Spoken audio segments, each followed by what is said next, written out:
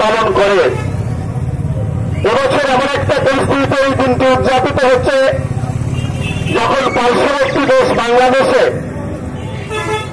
মৌলবাদী শক্তি সেখানে সংখ্যালঘুদের উপর, সংখ্যালঘু হিন্দুদের উপর আক্রমণ করছে।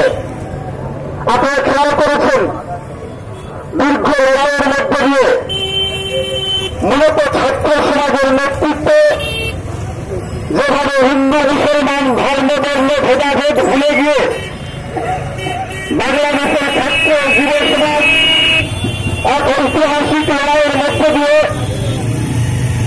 সেখানে যে সরকার ছিল হাসিনা পরিচালিত স্বৈরাচারী সরকার, তার বিরুদ্ধে লড়াই পরিচালনা করেছিল, আজকে তাকে সম্পূর্ণ উপায়ে পদদলিত করে নতুন সরকার সেখানে সাম্প্রদায়িক ভেদাভেদের এক চরম কাজ খেয়েছে।